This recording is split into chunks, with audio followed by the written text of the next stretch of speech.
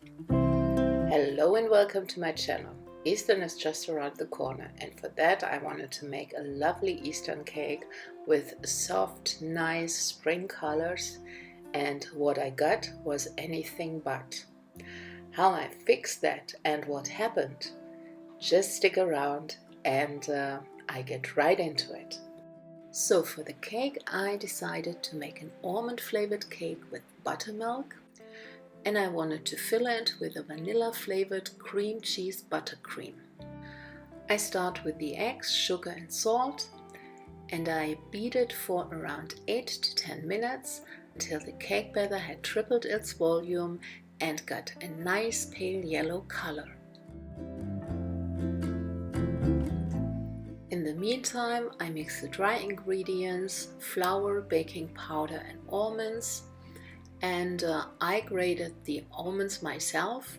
That's why they look a little bit more piecey compared to ground almonds from the grocery store. I'm going to bake this cake in a 15 centimeter baking ring, which equals 6 inches. If you wanted to make it larger, like 20 centimeters or 8 inches, then you just want to double the ingredients, which I had written down in the info box. My cake batter had tripled in size and got this nice pale yellow color, and now I put in the sunflower oil and the buttermilk. So I then flavored the cake batter with some vanilla extract and 3 drops of bitter almond aroma. I briefly mix everything for about 10 to 15 seconds, and then I stop mixing and I put in the dry ingredients, which I mix with a spatula by hand.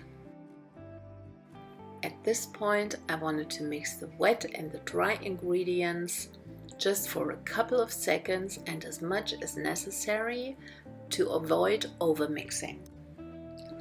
Overmixing makes the air go out and the cake to get firm.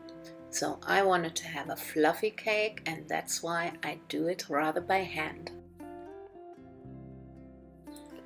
I want to make sure that all the flour had been incorporated, and then the cake goes into the oven for 45 to 50 minutes at 170 degrees of Celsius or 340 degrees of Fahrenheit.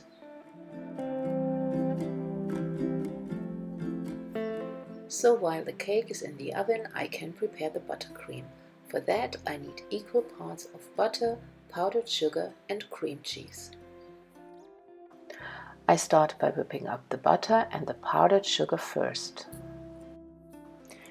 When you mix butter and powdered sugar with either a hand mixer or a stand mixer, just make sure you start with very low speed, otherwise your powdered sugar is flying everywhere. I beat the butter for about 8 to 10 minutes until the yellowish butter color is going to turn into a very pale yellow, which looks almost white. By then the volume has increased as well. I would say it doubled up. This is because of the air who got beaten into the butter.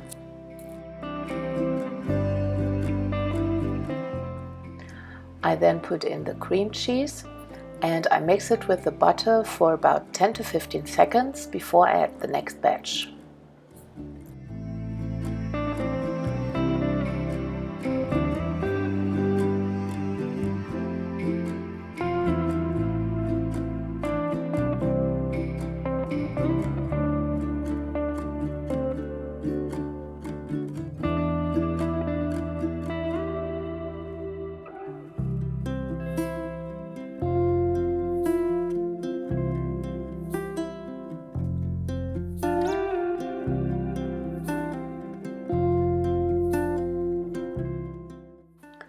So this is what the buttercream looks like.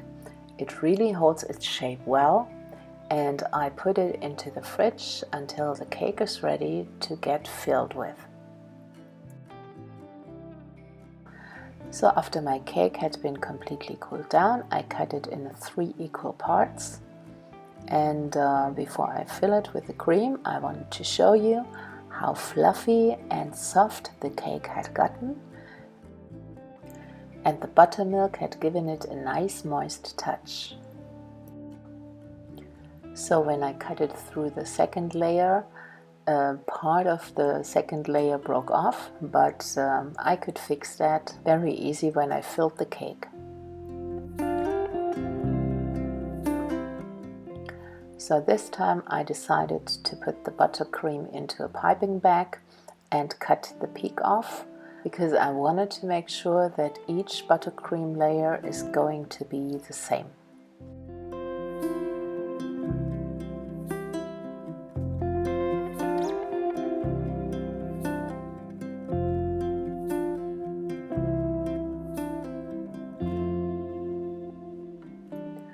So I roughly smoothed the surface with a palette knife, and then I put on the second cake layer. So the small piece that broke off I could easily fix now with the help of the buttercream, which literally worked like glue. So the second buttercream layer I do the same as with the first. I pipe it onto the second cake layer and then I smooth out.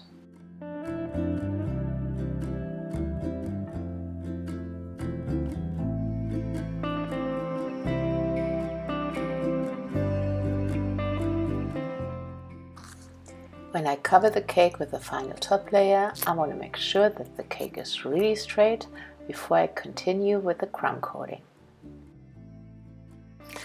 Crumb coating means that I put on a fine thin layer of buttercream all over the cake, on top and onto the sides, to collect all the loose crumbs and lock them in.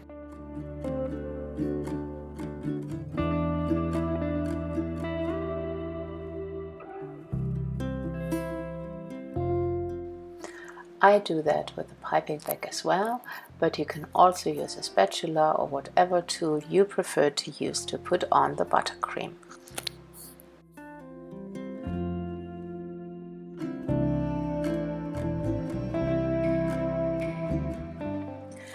The main goal here is to lock the crumbs in place, and for that we only need a thin layer of buttercream. So not everything has to be perfect and smooth. That we can do with the next layer, but before that we need to lock all the crumbs in place, and then we chill the cake in the fridge for maybe an hour or so before you continue to put on the next layer of buttercream. When you do crumb coating, you take off a lot of buttercream with your spatula, and with that the cake crumbs. And for that I'm using an extra bowl to wipe the spatula clean. If you would use your buttercream bowl, then you would mix in all the cake crumbs you had just taken off. So now that I'm done crumb coating, I put the cake in the fridge and let it chill for about an hour until I continue with the second buttercream layer.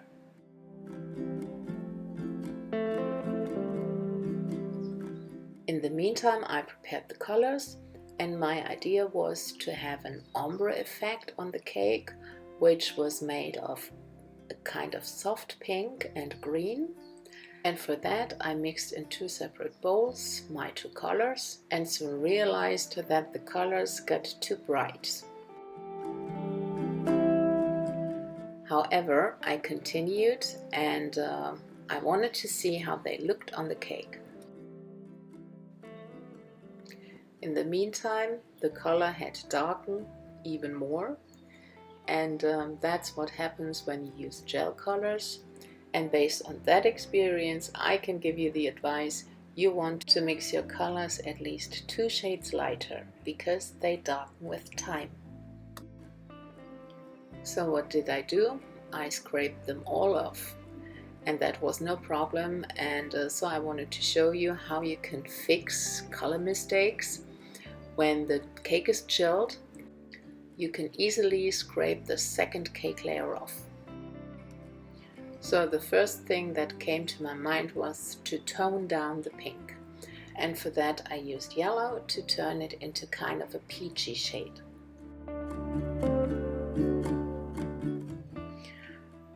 So once more I put the peachy color on the bottom, and then I filled the rest of the cake with the green.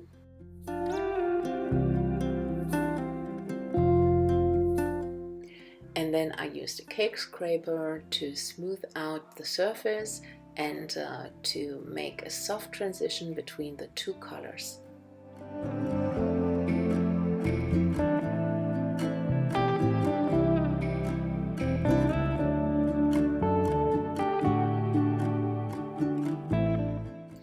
Then I covered the top with the green color, and as soon as I got all the color on the cake, I looked at it and I didn't like it at all. The colors looked way too bright and too intense for my taste, and what I wanted to have is soft pastel tones, and with these colors I knew I wasn't going to be happy. So what did I do? I made a new batch of buttercream, and then I took the leftover green and peach color and mixed it with the fresh buttercream. That was way more to my liking. So I did the same with the green. I took the leftover green buttercream and mixed it with the fresh buttercream, and then I got this nice, soft, pale green tone. This is my set of new colors and I like them so much more. So I literally did a cover-up job by covering the old colors with the new ones, and that was possible because the cake was chilled and I could easily spread the new colors over the old colors without mixing them up. I just put as much buttercream on the cake as necessary because the only idea was to cover up the old colors, and I figured a thin layer would do the trick.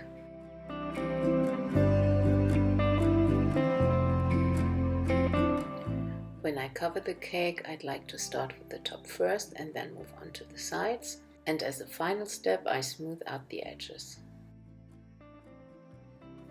Most of the work is done with a cake scraper, and for the details I use a palette knife. When the surface is nice and smooth, I put the cake back into the fridge and chill it for half an hour before I continue with the decoration. I wanted to decorate the cake with flowers, and for that I'm using yellow, pink, violet, and for the greenery I use the green leftover buttercream from the cake.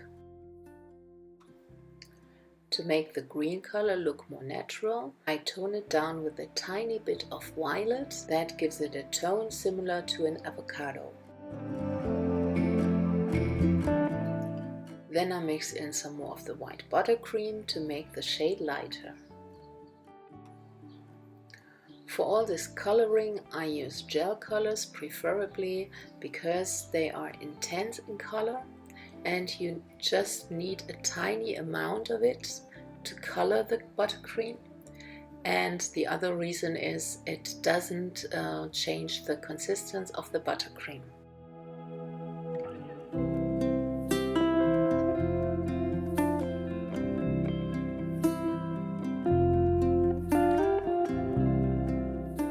So for piping, I have a piping tip which is especially made for leaves, and making some testing, I saw the buttercream got too soft, so I put the piping bag back into the fridge. For the flowers I wanted to make two shades of purple, one a very light purple and very soft, and the other one a darker shade of purple. So you can see here I just put a drop of the food coloring on the edge of the bowl, and I just dip the spatula into the color and see how it looks, and then I take a little more if needed to avoid the same results as I had with my pink coloring disaster. So with the second bowl I'm going to be a little bit more daring because I want it to be a darker shade, and I wanted to put both shades of purple, the darker and the lighter one, into the same piping bag. to get two-tone flowers.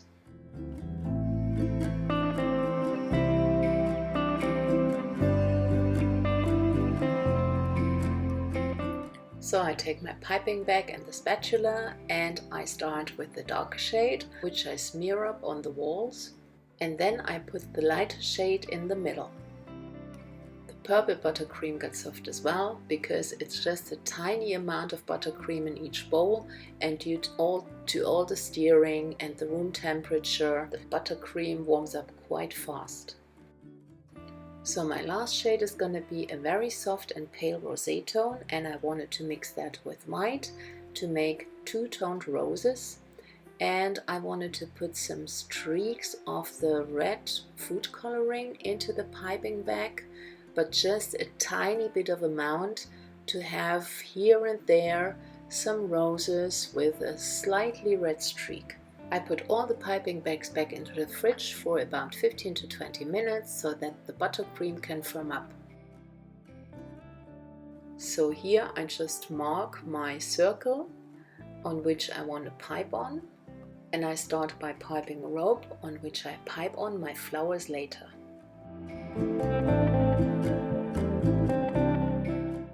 So I start with the white and pink roses, and I just test which color comes out first, and I wait until I see there is rosé mixed with the white. So I have no particular order in which I put on my roses. I just put one on the outside and one on the inside, and keep some gaps in which I will put in my purple flowers, and these are going to be tinier than the roses.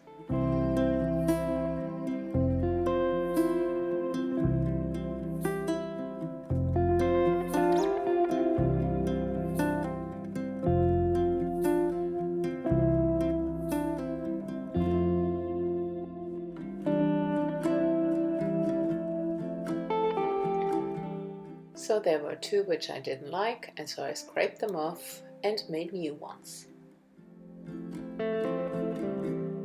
So here come my little purple flowers I put in between. And with the purple flowers I got two which I didn't like as well, and so scraping them off and making new ones. Not a big deal, and so you see, you can make mistakes, or sometimes you're going to see something you don't like that much, just scrape it off and make new ones. The gaps in between the flowers I now fill up with greenery, which is giving it a final touch. I also like the green tone of the leaves, which complements the flowers perfectly in my opinion, and it also complements the green underground, which is a little lighter, but in the same kind of toning, just a shade or two lighter.